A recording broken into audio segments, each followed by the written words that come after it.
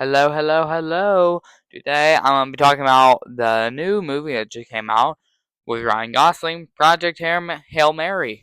And I'm going to get my opinions. Overall, spectacular movie. I really loved it, and I'll talk about some of the positives, some of the negatives, and let's just get into it. Um, to start, the visuals are absolutely amazing. If this thing does not get nominated, I don't think it's gonna win because there's Dune and would the Odyssey win for special effects? Maybe best cinematography. Special effects, I don't know if the Odyssey's winning that, but I definitely think Dune is gonna have better Dune is going to have better visual effects than Project Hail Mary. So I'm not expecting that to win for visual effects, even though the visual effects in this film are amazing. It's a Phil Lord and Chris Miller movie. They made Spider-Verse, Lego Batman. Those are all fantastic in visuals. I should have expected the same with Project Hail Mary. No. I wonder how much they overwork these visual effect artists. Um, yeah. I do not like those guys. But they can make a good movie. Okay. Visual effects great. I love how the movie is basically half the movie is more than half actually is basically entirely Ryan Gosling's character. So you need to make this character likable, entertaining, and it's Ryan Gosling. Of course, it's both of those. I think Ryland Grace is a great character throughout all this movie. I love his sort of dynamic with Rocky. Rocky's also a great character. Just sad. He has some very sad moments in this movie, although I do have some problems with those sad moments. Um, Overall, really like his character and really like Rocky. I will say I kind of forgot like the German or like most of the people on Earth. I forgot most of their name other than Carl? Yeah, that was his name. Carl. Very delightful. Hopefully I'm getting his name right. He's Carl, right? The bodyguard dude. He's Carl, right? The security? Okay. Well, yeah, I really liked him. He was really fun. And then the red hair lady, who I forgot the name of, she was also great. I really liked her sort of deadpan style of humor, and I thought she did a great job. And the actress did a great job in the role. She was amazing.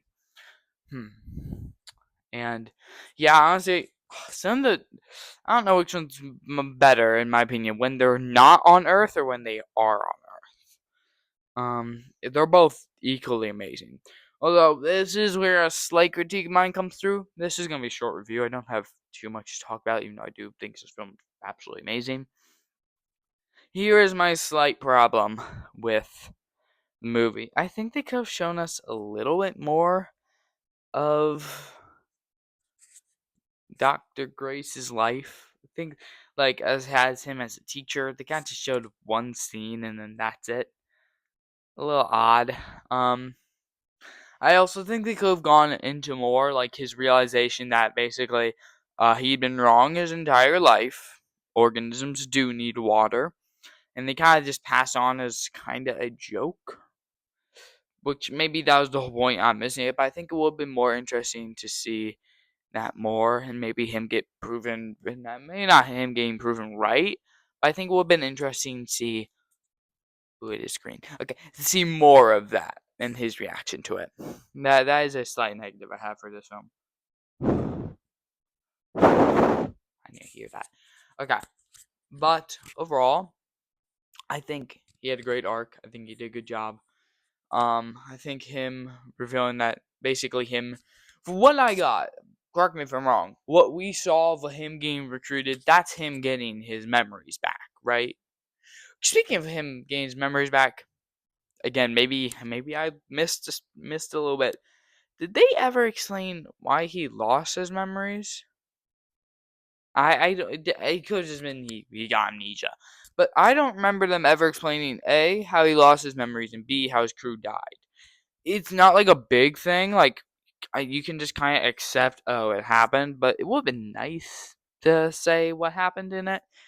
But yeah, and I feel like you have heard this online.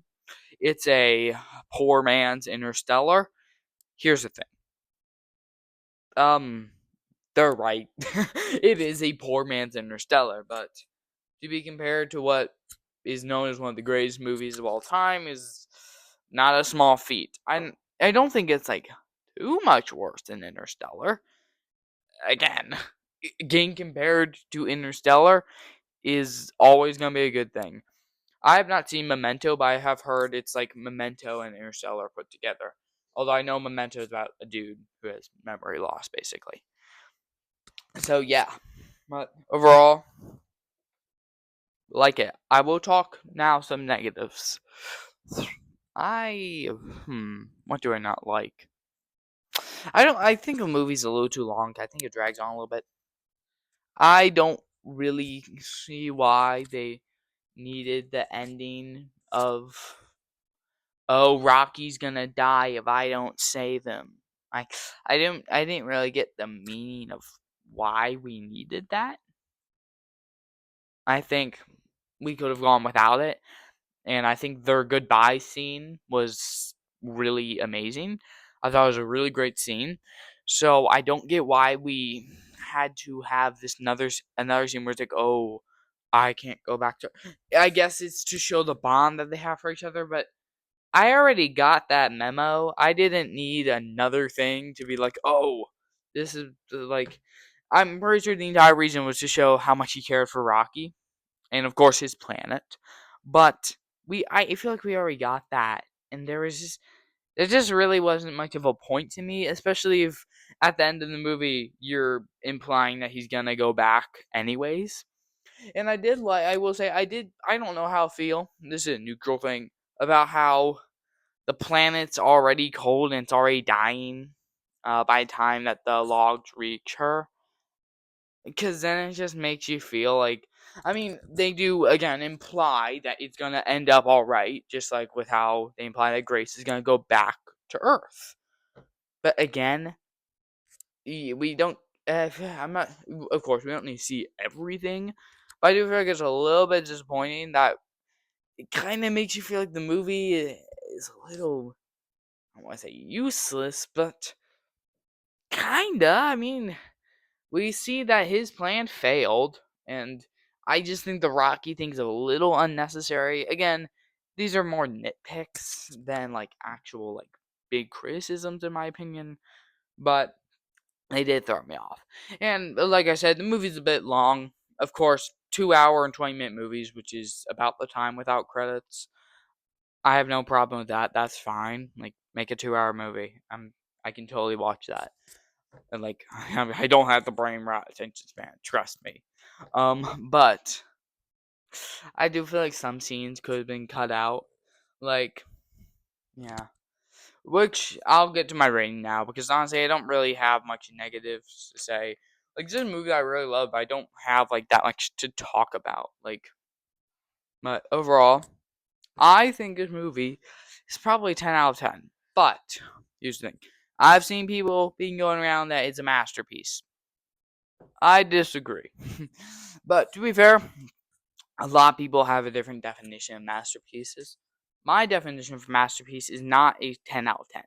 If you are a 10 out of 10, you're not a masterpiece. Immediately masterpiece. Like I give Fantastic Four First Steps a 10 out of 10. I don't think that's a masterpiece. I give Knives Out a 10 out of 10. I think that movie's a masterpiece. Interstellar, I think that movie's a masterpiece.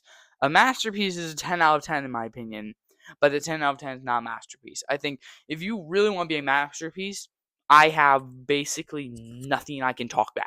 Like those two things, the movie dragged on long. I think Rocky's ending. I think the whole Rocky and Grace thing, him having to go save him, was a bit unnecessary. Like those movies just don't have those critiques. Like and if they do, it's a non-issue. It's maybe neutral at best. Like I have a different definition. I have a different definition. I can't speak. I have a different definition of masterpiece than most. Like I just don't think 10 out of 10s are immediately masterpiece. So that's why I don't call it a masterpiece. But I do think it is a perfect movie. Different from masterpiece. Okay. Anyways, I heavily suggest go watch it. If you haven't. Because actually, I did kind of spoil the ending if you haven't seen it. But If rewatch it, honestly, rewatch it. Um, I guess these film creators can't miss. I mean, they made Spider Verse, they made the Lego Movie, they made this. Um, yeah. Again, hope those VFX artists didn't go through bad things like the Spider-Man animators. But overall, goodbye.